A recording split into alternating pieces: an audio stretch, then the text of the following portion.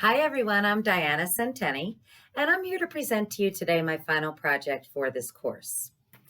A quick beginning and introduction, if you can see this. The slide says, great news. This is Steve. Steve is up for a promotion at work.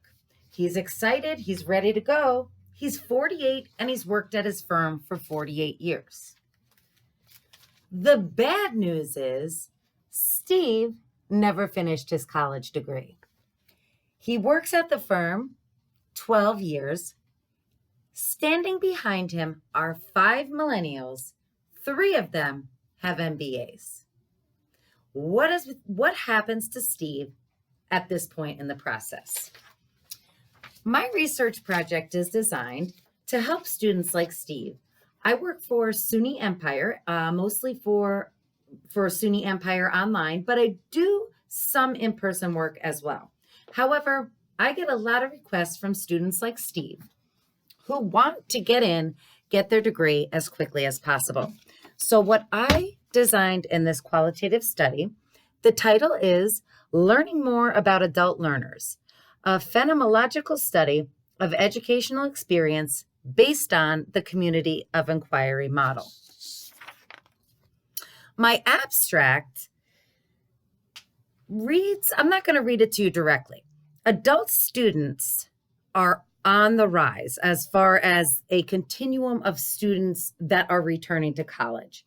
Population is described as intrinsically motivated, practical, self-directed. They are a specifically researched group of people.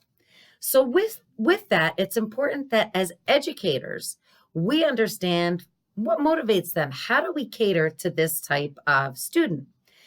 So this research takes the facets of adult learners and applies them to what's called the Community of Inquiry Model. COI is kind of how it's abbreviated. I'll show you that in future slides. Based on the COI model, I've come up with some qualitative questions for hopefully a specific cohort group of SUNY Empire students that we can talk to figure out what facets and what parts of the COI model appeal to them most so that we can get them in, keep them motivated, and help them to finish their degrees.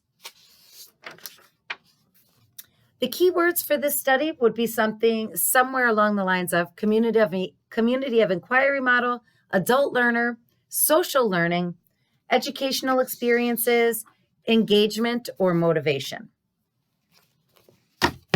As part of my literature review, if you can see this, who is the adult learner? And as I said, there's a lot of research out there on the attributes of adult learners. One study I reviewed was from Maldine in 2014, and it talked about a lot of specific academic descriptors of adult learners. They want control over their learning, practical in approach, intrinsically motivated, prefer a structured learning environment with a lot of feedback, a lot of guidance. Experiential learners prefer more of a peer-to-peer experiential learning rather than a structured hierarchical classroom or a lecture setting. One of the research questions that Maldine used as a guiding point was, what are adult learners' preferences? And then there's a reference to that on that slide if you want to check that out. Another researcher, Javed, in 2017, research question was, what concepts should teachers include when designing courses for adult learners? This was a research question more geared toward how can we best prepare our future professors to work with adult learners? Javed came up with more of a transformative learning description. 3 concepts that this researcher recommended for adult learners: androgyny, transformative, and a focus on professional development for the professors who teach adult students, meaning adult students have higher expectations of what they're looking for from their professors. So that was something that Javed in the recommendation said, hey, You kind of make sure that you have the right people in there for the job, because adult learners are looking for a little bit more in their upper level core coursework. Think, as we've seen in read about a lot about in a lot of our courses so far at UB, in 2013, one of Fink's research areas was how can we infuse connection and interaction in course experiences? And I included this one because I felt like in a lot of the adult learner literature, that's what they were saying. Connection, interactive, transformative. So Fink noted, get beyond teacher talk, add power to the learning, and incorporate more active modes of learning into the course experience. So preliminarily for this study that I'm talking to you about today, I put some research questions in here. Can you see them? And I'll also read them to you. So the preliminary ones I wrote are, how do adult learners connect and grow from their educational experiences?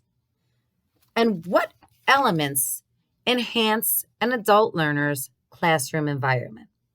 Now, these are preliminary. I'm going to show you them in a second, but I'll tell you why. So for this study that I've designed for this course, my statement of purpose, and I'm just going to read this because it's kind of academic, but my statement of purpose is that it's critical that key elements of an educational experience are understood from an adult learner's perspective. As educators, it is within our power to add dimension to their learning experiences. It's our responsibility. This research will offer reflective, insightful commentary that will help instructors understand what creates a positive educational experience for an adult learner. Current methods aren't categorized as right or wrong, meaning we're not saying what you currently do is actually right or wrong. There's kind of a continuum of right and wrong. Rather, I'd like to say my findings might be strengths or learning opportunities that will allow today's educators to continuously improve their approach, content, and delivery of quality courses. For the theoretical framework, I chose Garrison, Anderson, and Archer's Community of Inquiry model. And if you can see this definition here, I'll read it to you as well. The educational community of inquiry is a group of individuals who collaboratively engage in purposeful and critical discourse and reflection to construct personal meaning and mutual understanding. So a couple of words I want to stress here. Group of individuals who collaboratively engage, discourse and reflection, and construct personal meaning and mutual understanding. That's a lot of words, but a great description for how to approach an adult learner, at least from my professional standpoint.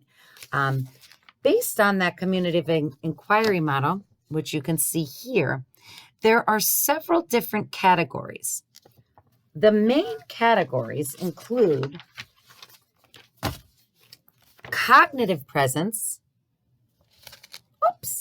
social presence, and teaching presence. So as far as this model goes, your main building blocks, again, are cognitive, teaching, and social presence in the course. That is what impacts a student's educational experience. The subcategories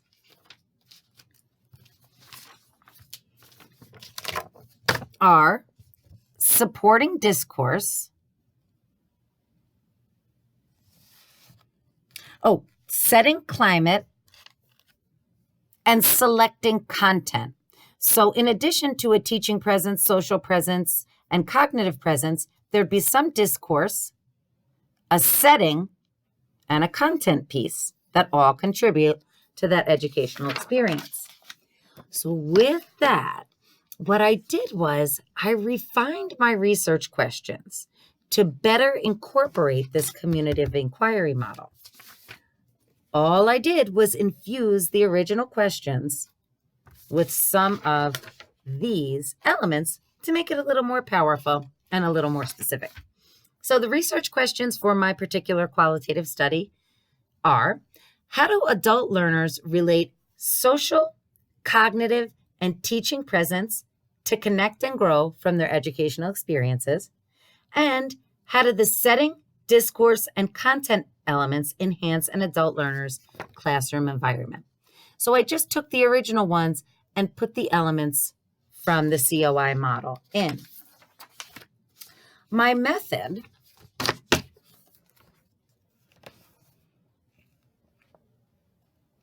we are looking for personal, social, and reflective insights as they relate to this research.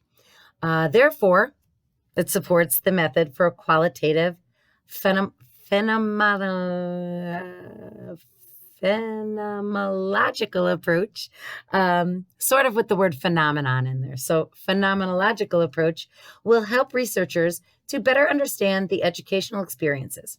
Upon conclusion of the interviews, my interpretive feedback, my coding, and all of my information will then be presented after the interviews. My site is SUNY Empire has a student academic conference. Can you see this? Student academic conference twice a year where all of our students come in person. So at the academic conference, I was going to propose that our team add the participant recommendation is 18 credits or more. I didn't want brand new students, but I didn't want people headed out the door. I wanted someone kind of right in the middle of their experience so they could tell us in the beginning, hey, what are you noticing? My goal was to get 15 student interviews. So I'm going to try to get 20 names on my key list at the student academic conference. I want to do structured interviews that would be video and audio taped. My data analysis would be the constant comparative method using open and axial coding.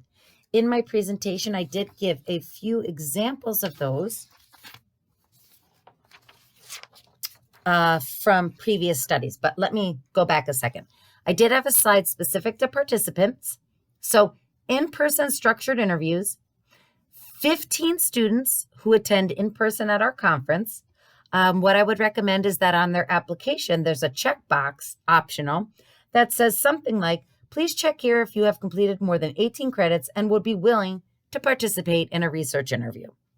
If I can't have it on the application, then I just go there in person and kind of hand by hand try to see if I could pick some people off who meet the qualifications right at the registration table. It is kind of either 2 or 3 days they can stay. So likely I could get them there or I can schedule the interview at another time. If I get them via email, I can push through the email to schedule them, or I can get them in person. My goal is 15 students, so 20 names would be secured. And if I get more than 15, that'd be great too. I would put in a $15 Amazon gift card because I feel like if I'm taking up about 45 minutes to an hour of their time, I would want them to be compensated for that, but also be at least motivated to sit down with me and complete it. So sometimes that reward can be good for people. Pseudonyms will be used to protect student privacy, and by all means, I would get all my research protocols secured to use human subjects in my study. So some of the interview questions, and there's a slide on that, drive straight from the research and the literature review that I had incorporated earlier. So for social, things like, how do you describe your style of interaction in class? How do you connect with your instructors and your peers inside and outside of class? How do you define learning? Okay, this goes into the cognitive area of things. What is your preferred style of learning? What elements in a course seem to benefit or interest you most? So for there, I'm looking, do they like the discussion? Do they like a course poll? Do they like case study? See if I can kind of pull out what cognitively are they connecting with. In the teaching realm, how do you describe a good teacher? Specifically for a college class, what do they do and how do they do it? See if we can get some groupings or some thinking there. Setting. Describe your ideal class setting. Where do you learn best? Content. What is your academic major? That I just wanted to know, and I could probably look up on the system beforehand too. But what motivates you to become curious and inspired in regard to your specific area of study? I thought this was good to zero in a little bit because obviously for an accounting major, they're going to look for different content ideals, not ideas, ideals when it comes to their area of study versus maybe someone like psychology or human services. So are there any content things that might group themselves by either major or interest area? Climate. What is your ideal learning environment? What does it look like, feel like, sound like? What about grading components? What kind of climate inspires you or motivates you to do well in your classes? And finally, when the class ends, how do you know if and when you learned something? And that one speaks to the educational experience. I really am hoping to get some good quotes there that might then bring other insights that, as a teacher, as a professor, I don't always think the way the student thinks. So when the class ends, how do you know if and when you learned something? I'd really like to hear what some of the answers might be there. For my transcription, I did include for the coding some of the examples of how I moved through my coding and my other studies. So the transcription, and then a transcribed data chart that starts to try to move from an initial code to categories to maybe a thematic component. And then finally, an application of premise sheet that then takes those groupings or the common themes and tries to then pull through the common experiences or the connections. Now, for this particular study, I would love to have this depending on how the data comes in. But one of my thoughts would be, could I structure it to the different phases of the COI or the different categories of the COI so that some of the feedback may be specific to certain categories? There are certain researchers who just study, let's say, the social piece, the cognitive piece, or the teaching piece. So it could be that this study scratches the surface of something I want to dig in deeper down the road. So in my reporting structure, I would like to see, again, depending how the data comes in, how can I really put these items together to be the most powerful in the findings? So research recap and analysis, video interviews, transcribed data, and coding methods will be provided. Limitations would probably be sample size, some of the methods as far as videotaping. Maybe should I consider a writing component at this stage or down the road? An instructional style at SUNY Empire. Some of these answers might be just based on how we approach things or how our professors teach. Replication definitely could be in either a similar capacity, an in-person capacity. You could do brand new students to exiting students. So there's a lot of ways you might be able to change this down the road. Finally, findings, discussions, and implications would be offered upon conclusion of the study. So I wanted to reflect back on the closing statement of purpose. So it is critical that key elements of an educational experience are understood for adult learners.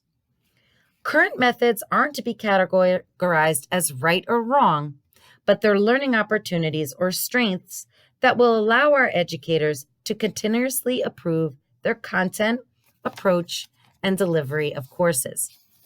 And just flashing back to the beginning, I'd like this research to allow our professors to be able to say, don't worry, Steve, you can do it. We know how to help you. And I put that in there specifically. It's not just we can help you, but we understand you. We know how to help you. And then I put in here, Steve was successful. He got his degree and he got his promotion. So as the overall ending for this presentation, my goal is to not only improve my own skills as a professor, but to bring my insight and my best practices to my peers in the SUNY Empire community. So thank you for listening to my qualitative study, and I hope you have a great summer.